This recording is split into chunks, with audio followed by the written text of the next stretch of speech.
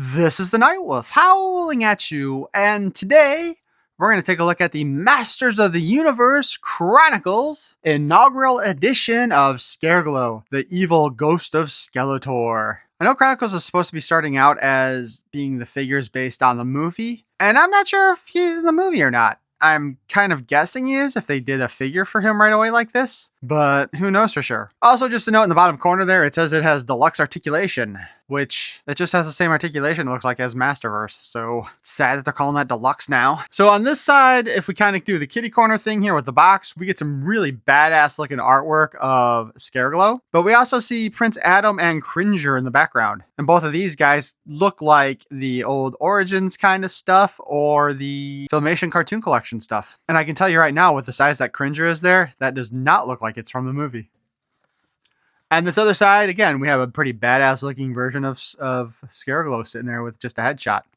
And then finally on the back, we have Scareglow figure itself, the toy, with like a cartoon artwork background, which is kind of interesting. Scareglow, the evil ghost of Skeletor. If the only thing to fear is fear itself, then no being is more terrifying than the Lord of Subternia. God damn it, I am sick and tired of that. Scareglow. His ghostly light can paralyze even the bravest of Eternia's warriors. You know, Sub-Eternia, before Kevin Smith ruined f***ing Masters of the Universe, was just the underground world in Eternia. That's where a lot of the underground dwelling creatures and races dwelled. It was not f***ing Eternian hell. And I am so sick and tired of seeing that reference here. All right, now that my rant's out of the way, let's open this thing up.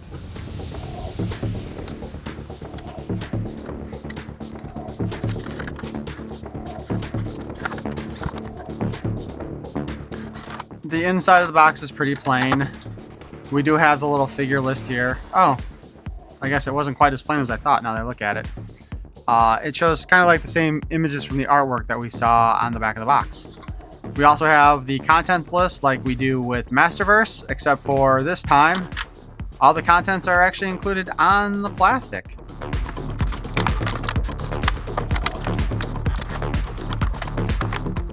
Hey look, more tape.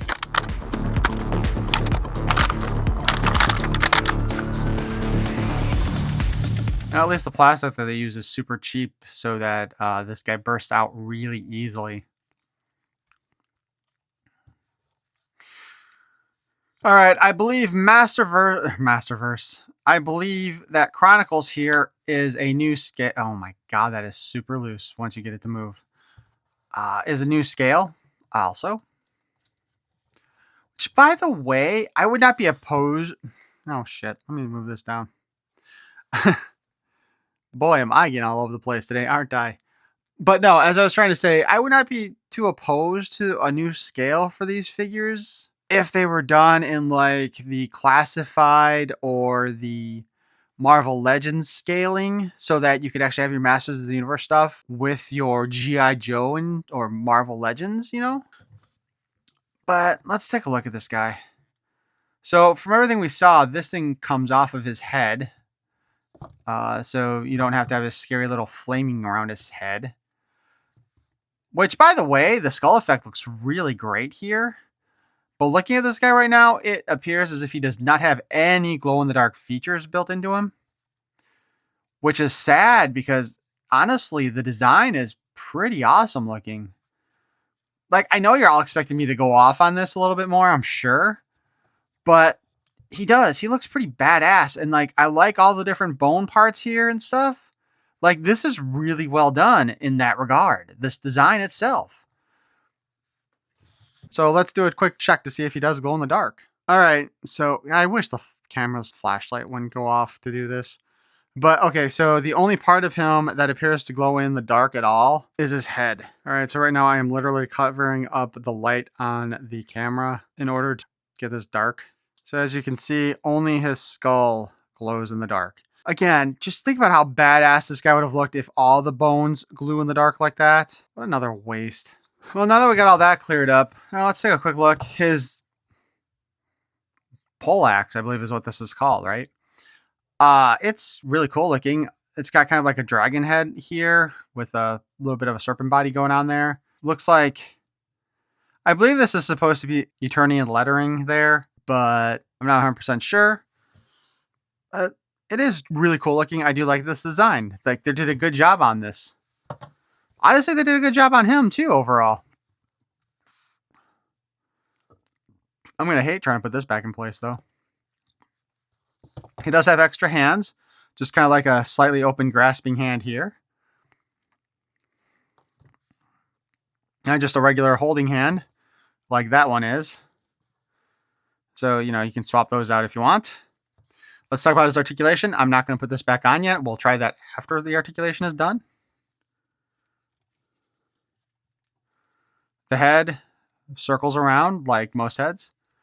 There is actually a separate neck joint down at the chest area.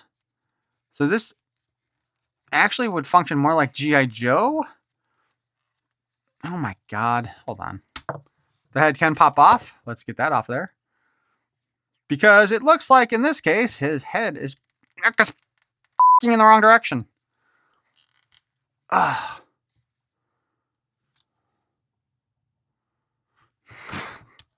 So yeah, the neck was sideways on this figure. That being said, let's take a quick look at the sculpt on the back here. We see a little bit of spine back here and up here. None of it's painted in the back. It does look like some musculature as well in the dark colors, which is also cool looking. His cape is attached to the harness or the shoulder pauldron thingy. And just sits right there. Which also means that... Oh, interesting. Okay. So the little flame effect fits inside that little circlet there and leaves spot for his head. But as I was saying, right, so there is like some movement here at the bottom part, just like the G.I. Joe classified figures do have.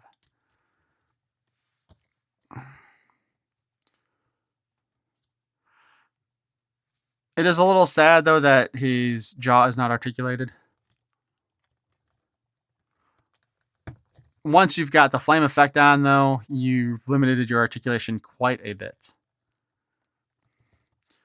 Of course, with the pauldrons on, we can lift the arm up very little. Up very little on that side. We can spin. There is a butterfly joint, which is nice. So a little spin up and down, butterfly joint, hinge, bicep cut, pretty standard. We have a double jointed elbow. Although with the way the body parts are designed, it doesn't really give us as much of a range of motion as we get with a lot of the double jointed elbows. So that's kind of sad.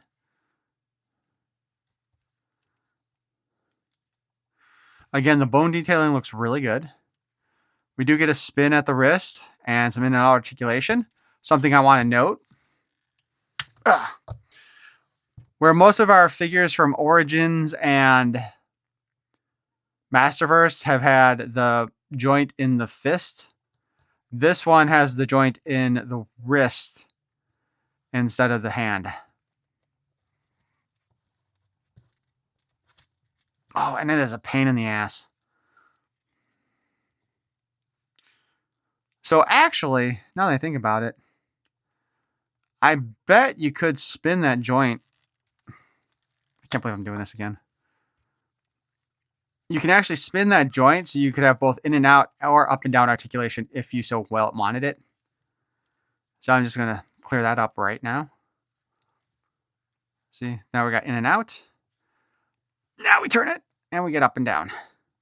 And now we turn it again. So that actually is not a bad change to the style. For God's sake, get in there.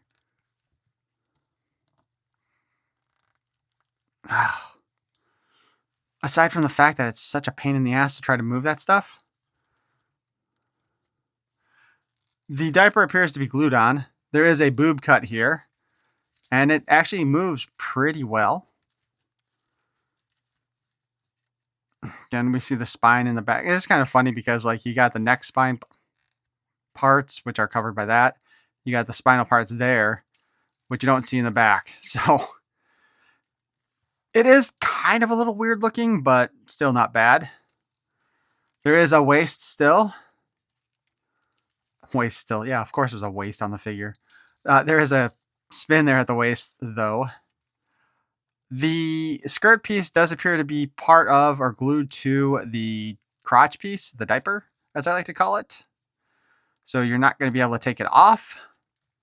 We can kick up about that far, which is actually pretty good considering. And we can kick back, which is also pretty good. We have a double joint at the knee. They did remove thigh articulation though, so there's no thigh cut. Just whatever you can do around the ball joint here in the crotch area. So their deluxe articulation, well, I'm pretty sure our Masterverse figures have the thigh cut. We do have a double joint at the knee, which is nice. We did have that boot cut. We've got the hinge at the foot and the spin. You know what? I haven't even put his weapon in his hand yet.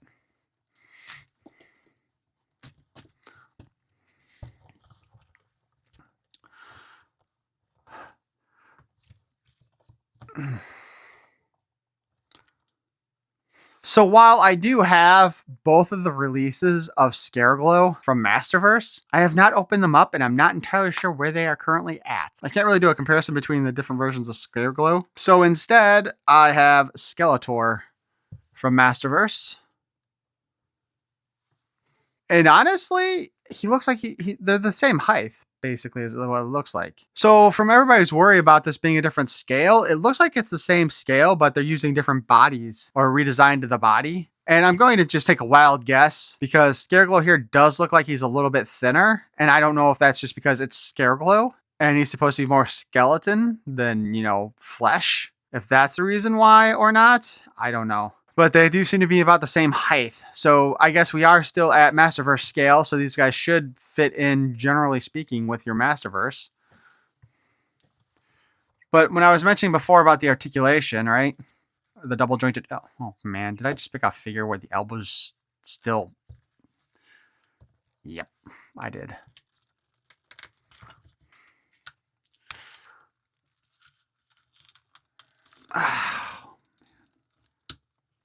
So, like, we can get the elbow on Skeletor to go, like, really close together there. But that's as far as you can get it with Scareglow. With the Chronicles design here. Again, we still have the boob cut there, and we still have a swivel here. Although, the swivel on the Chronicles figure is more of a ball joint kind of a thing and not just a straight swivel. So again, it is a little bit closer to the G.I. Joe Classified.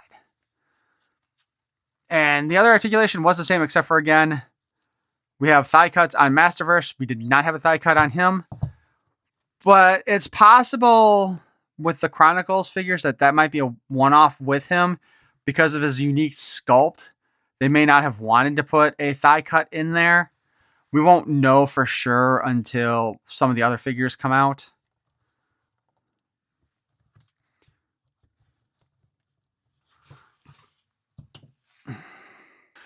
And you know what? Just for the fun of it,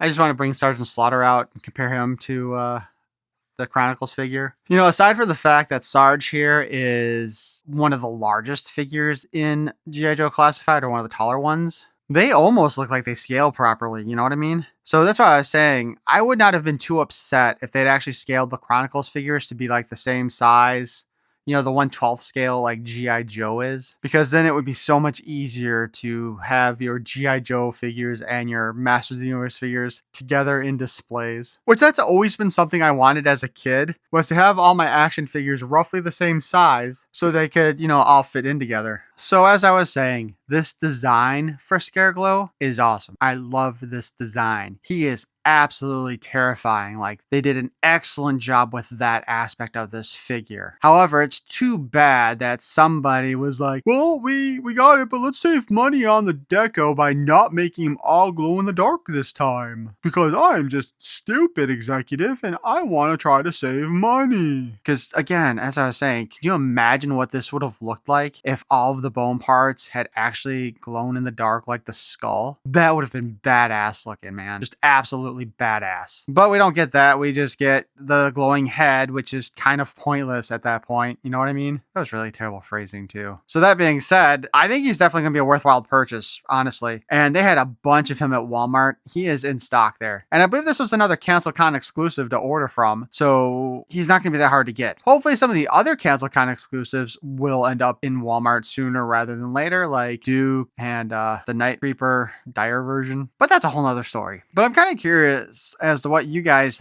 think of this figure overall. Do you like him as much as I do? And are you planning on getting him? He should be easy enough to find in the stores, honestly. Why don't you let me know in the comments below? And if you did enjoy this look at our Masters of the Universe Chronicles Scareglow, please feel free to scythe that like button. I know he's not really using a scythe. And if you want to see more of my nonsense in the future, you can subscribe. I would appreciate it. Go ahead and knock on that notification bell. Maybe you'll be notified of another video that pops up that you might be interested in, or, want to torture yourself with. I thank you for watching. Peace and love. And you know what? I really should have had him spinning the other way, considering the way I have that axe showing. It just looks really wrong to me that it's going backwards.